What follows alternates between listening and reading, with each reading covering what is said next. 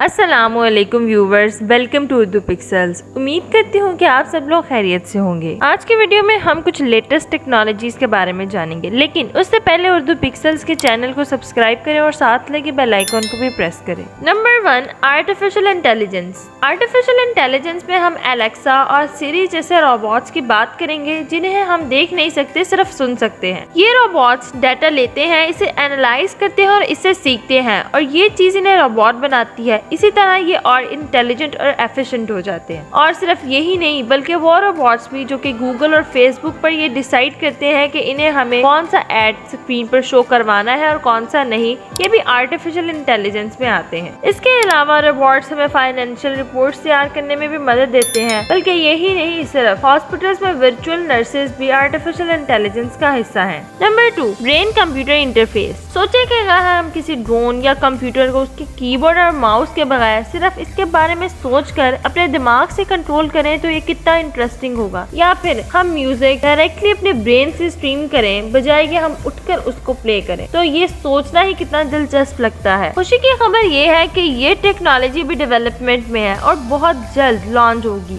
इसको Elon Musk की company Neuralink lead कर रही है, और इसके लिए हमारे दिमाग में एक चिप इम्प्लांट किया जाएगा जो कि हमें बगैर हरकत किए अपने दिमाग से कंप्यूटर से कम्युनिकेट करने की इजाजत देगा। इसके पीछे ये आइडिया था कि इंसानों को इस काबिल बनाया जाए कि वो सुपर इंटेलिजेंस रोबोट्स का भी मुकाबला कर सके, और इसका एक और मकसद डिप्रेशन और एडिक्शन जैसी बीमारियों को खत्म करना भी था। Number 3, 3D printing. 3D printing अब एक आम और पुरानी बात हो चुकी है, लेकिन मैं इन 3D प्रिंटिंग वीडियोस की बात नहीं कर रही हूँ जो कि हम अपनी फेसबुक पर देखते हैं, जिनमें लोग 3D डेकोरेशन और फैशन एक्सेसरीज बनाते हैं या फिर कार के पार्ट्स बनाते हैं। ये सब एक बहुत पुरानी और नॉर्मल बात हो चुकी है। अब 3D प्रिंटेड ऑर्गन्स बनाने के बारे में बात हो रही है, जो कि पेशेंट्स के सेल को इस्तेमाल करके बनाए जाएंगे, जिससे पेशेंट्स को अपने ऑर्गन डोनर के लिए वेट नहीं करना पड़ेगा। अब तो 3D प्रिंटिंग बिल्डिंग्स बनाने के बारे में भी सोचा जा रहा है। चाइना में पहले ही एक 3D प्रिंटेड अपार्टमेंट ब्लॉक है, और फ्यूचर में 3D प्रिंटिंग बिल्डिंग्स घर बनाने की कॉस्ट को कम कर देंगी। इसके साथ साथ 3D प्रिंटेड रॉकेट्स पर भी काम हो रहा है। नासा एक 3D प्रिंटेड रॉकेट जेट बना चुका है। एक कैलिफोर्निया की कंपनी स्पेस रिलेटिविटी एक 3D प्रिंटेड स्पेस रॉकेट बनाने का दावा कर रही है।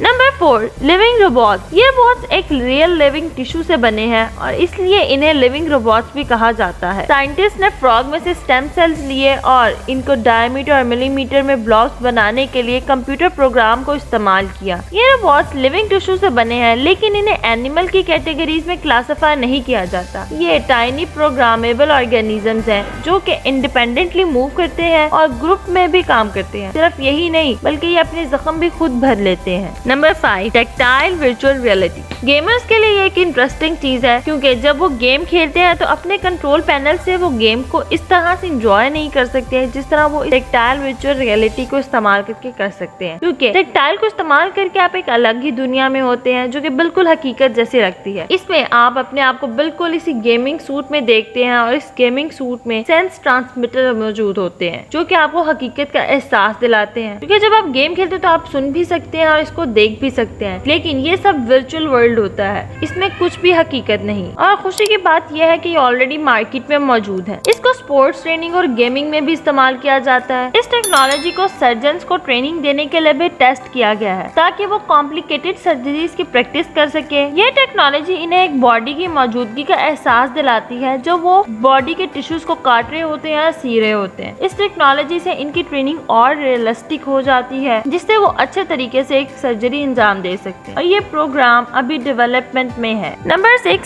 Self driving vehicles. Self driving vehicles already हमारी मार्केट में मौजूद है, और इसके लिए हमें टेस्ला का शुक्रिया अदा करना चाहिए। इस तरह की गाड़ी में कोई स्टीयरिंग व्हील मौजूद नहीं होता जिससे हम इसको कंट्रोल कर सके। बस हमें इसके अंदर बैठना होगा और इसके अंदर एड्रेस इनपुट करना होगा, और फिर ये कार खुद अपने आप हमें वहाँ पहुँचा देगी। जो लोग ड्राइविंग से डरते हैं, ये कार उनके लिए बेस्ट है, और वो बस इसमें बैठें और सफर एंजॉय करें। और बात सिर्फ कार्स पे खत्म नहीं होती। दुबई में एक ऑटोनमस ड्रोन टैक्सी डेवलपमेंट में है। क्वाडकॉप्टर कंपनी इनको बना रही है। इसका कहना है कि 2023 तक ये इनको लॉन्च कर देगी, और और ये भी अंदाजा लगाया जा रहा है कि 2030 तक दुबई का आधा सफर इन ड्रोन टैक्सीज के जरिए ही किया जाएगा। Number 7, hyperloop. हाइपरलूप फ्यूचर में आने वाली एक बहुत एक्साइटिंग इन्वेंशन है। एक लंबे सफर को एक जेट प्लेन से भी ज्यादा स्पीड पर तय करने का बारे में सोचना कितना एक्साइटिंग लगता है। एलन मस्क इसी तरह के एक प्रोजेक्ट पे काम कर रहे हैं और ये एक जॉइंट प्रोजेक्ट है जो कि टेस्ला और स्पेसएक्स के दरमियान है, जिसको हाइपरलूप कहा गया है। इसमें एक पोर्ट को टनल के अंदर रखा जाएगा जहाँ एयर का प्रेशर बहुत कम होगा क्योंकि हवा और फ्रिक्शन कम होगी और जिसकी वजह से ये एक हाइपरसोनिक स्पीड पर सफर कर सकता है। टेस्टिंग के दौरान इसने 460 किलोमीटर पर आवर सफर तय किया है और इनका नया टारगेट 1200 किलोमीटर पर आवर पर सफर करवाना है। Number 8, hydrogen power. हम सब इलेक्ट्रिकल कार्स के बारे में तो जानते ही हैं,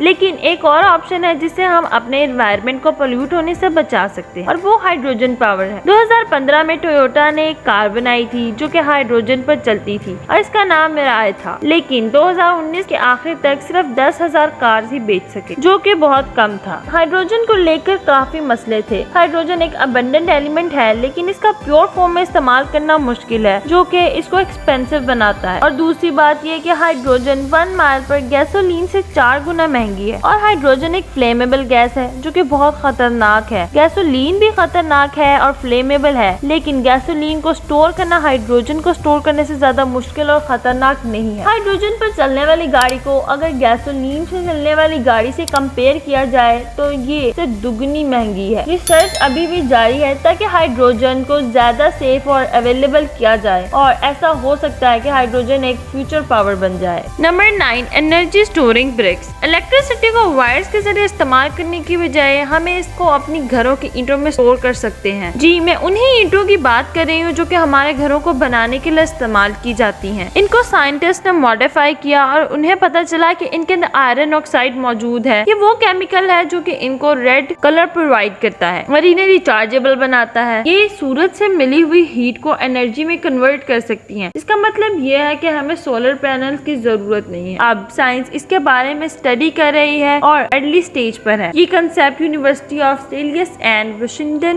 में डेवलप हुआ। ये स्टोर एनर्जी छोटे डिवाइसेस को पावर प्रोवाइड कर सकती है। अगर आपको ये वीडियो पसंद आई है तो इसको लाइक करें और उर्दू पिक्सेल्स के चैनल को सब्सक्राइब करें। अल्लाह हाफिज।